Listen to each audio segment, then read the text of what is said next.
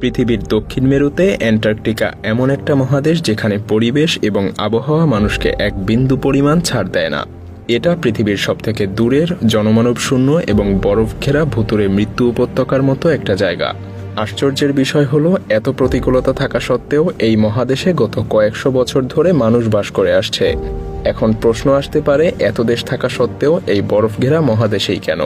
মাত্র ৪৫ জন মানুষ সেখানে কি করে এবং কিভাবেই বা তারা টিকে থাকে?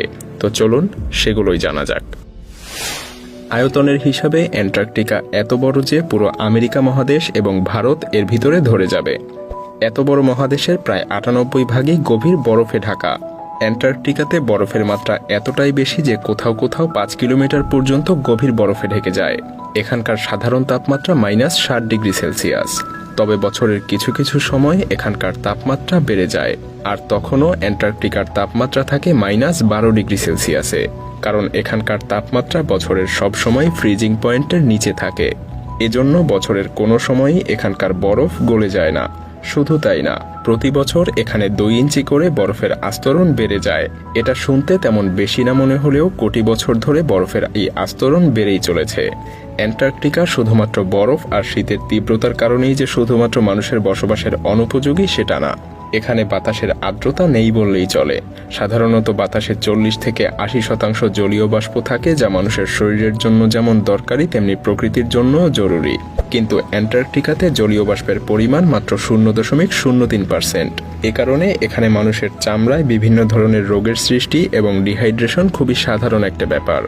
এত কিছু শোনার পরেও নিশ্চয়ই আপনার কাছে মনে হচ্ছে যে এখানে মানুষ কিভাবে থাকে। মূলত এখানে মানুষ থাকে গবেষণার কাজে। মহাকাশ যেমন মানুষের বসবাসের উপযোগী না, কিন্তু গবেষণার জন্য মানুষ সেখানেও থাকে। ঠিক তেমনিভাবে অ্যান্টার্কটিকাতেও গবেষণার জন্যই মানুষ পাঠানো হয়। অ্যান্টার্কটিকার সবথেকে বড় গবেষণা কেন্দ্র হল অ্যামুন্ডসেন স্কট সাউথ পোল।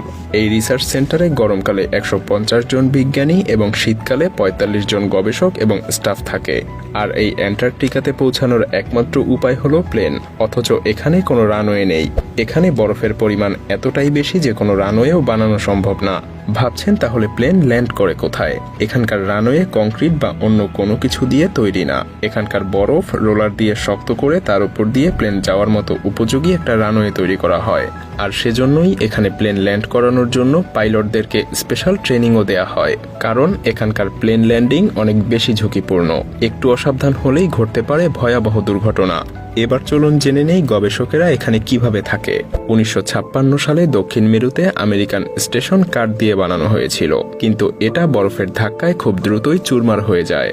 ১৯৭৪ সালে একটা বিশাল আকৃতির ইগলু ঘরের আকৃতির রিসার্চ সেন্টার সেখানে বানানো হয়েছিল, কিন্তু আমেরিকানদের এই চেষ্টাও বিফলে যায়, কারণ প্রতি বছর এই ইগলু আকৃতির রিসার্চ সেন্টার বরফের নিচে তলিয়ে যেত। কারণ অ্যান্টার্কটিকাতে বছরের ৬ মাস শীতকাল আর ৬ মাস গরমকাল থাকে, আর সেই গরমকালের ৬ মাস এখানে কোনো রাতও হয় না, আর বাকি ৬ মাস শীতকালে রাত হয় কিন্তু কোনো সূর্যের দেখা মেলে না। এ কারণে যে ৬ মাস রাত থাকতো সেই ৬ মাস ইগলু রিসার্চ সেন্টারকে বরফের মধ্যে থেকে বের করা যেত না। গরমকালের জন্য অপেক্ষা করতে হতো। এতে অনেক পরিশ্রম এবং জ্বালানিরও ব্যয় হতো। আর তাই ২০০৮ সালে আমেরিকা এক নতুন ধরনের ডিজাইন আবিষ্কার করে, আর ইগলুর ডিজাইন পরিবর্তন করে এই ছবির মতো ডিজাইন করে। এই বিল্ডিং এর বিশেষ একটা দিক হলো এটা অ্যারোডাইনামিক, অর্থাৎ বাতাসের প্রবল বেগও এটাকে কিছুই করতে পারে না, এবং এটা হাইড্রোলিক পিলারের উপরে তৈরি করা হয় যার ভিত ছিল বরফের অনেক নিচে। অ্যারোডাইনামিক ডিজাইনের কারণে প্রচুর বাতাসেও বিল্ডিং এর উপরে বা নিচে বরফ জমতে পারত না। মজার ব্যাপার হলো অ্যান্টার্কটিকা একটা স্বাধীন মহাদেশ। এখানে ২৯টা দেশের রিসার্চ সেন্টার থাকলেও অ্যান্টার্কটিকার মালিকানা কোনো দেশের কাছেই নেই। এখন তাহলে প্রশ্ন আসতে পারে, অ্যান্টার্কটিকাতে কি নিয়ে গবেষণা করা হয়? এখানে মূলত মহাকাশ এবং জ্যোতির্বিদ্যা নিয়ে গবেষণা করা হয়, কারণ সাধারণ আবহাওয়াতে প্রচুর পরিমাণে জলীয় বাষ্পের কারণে টেলিস্কোপে খুব বেশি দূর পর্যন্ত দেখা যায় না। কিন্তু দক্ষিণ মেরুর আকাশে কোনো জলীয় বাষ্প না থাকায় অনেক দূর পর্যন্ত পরিষ্কার আকাশ দেখা যায়। কয়েক লক্ষ লাইট ইয়ার পর্যন্ত খুব সহজেই টেলিস্কোপে দেখা যায়। যেমন এটা একটা ব্ল্যাক হোলের ছবি। ২০১৯ সালে অ্যান্টার্কটিকা থেকে টেলিস্কোপের মাধ্যমে এই ছবিটা তোলা হয়, যা অন্য কোনো আবহাওয়া থেকে হয়তো তোলা সম্ভব হতো না। তাছাড়া অ্যান্টার্কটিকা থেকে আইস কোর নিয়েও রিসার্চ করা হয়। কয়েকশো বা লক্ষ বছর আগে পৃথিবীর বাতাসে কি কি উপাদান ছিল সেগুলো নিয়েও অ্যান্টার্কটিকাতে গবেষণা করা হয়, কারণ অ্যান্টার্কটিকাতে লক্ষ কোটি বছরের জমা হওয়া বরফের নিচে লক্ষ কোটি বছর আগের অনেক নিদর্শন জমা হয়ে আছে। এজন্য সেখানে আইস কোর নিয়েও গবেষণা করা হয়। এই আইস কোর থেকে জানা যায় শত শত বছর আগে পৃথিবীতে কি কি ছিল। গবেষকেরা অ্যান্টার্কটিকাতে রিসার্চ করে সমস্ত ডাটা তাদের নিজ নিজ দেশে পাঠিয়ে দেয়। অ্যান্টার্কটিকাতে আসার যেমন একটাই উপায়, তেমনি অ্যান্টার্কটিকা থেকে বেরোনোরও একটাই উপায়, সেটা হলো সেই প্লেন। অ্যান্টার্কটিকাতে বছরের 3 মাস প্লেনে যাতায়াত করা যায়, কারণ বছরের বাকি সময় এখানে বরফ ঝড়ের কারণে প্লেন চলাচল করতে পারে না।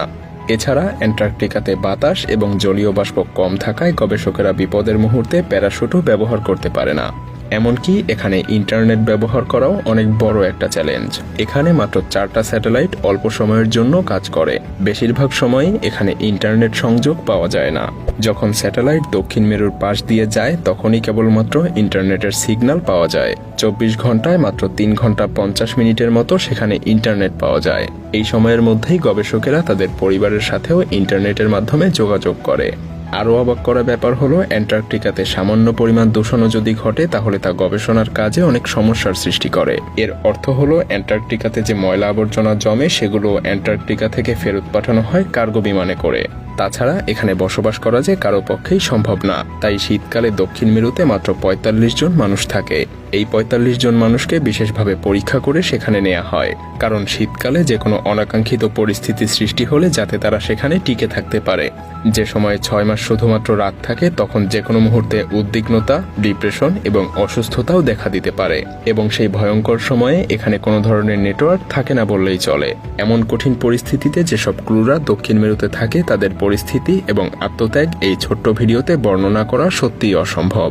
বিনম্র শ্রদ্ধা জানাই সেসব আত্মত্যাগী গবেষক এবং ক্রুদেরকে। আজকের মতো এখানেই বিদায় নিচ্ছি। সবাই ভালো থাকবেন। ধন্যবাদ।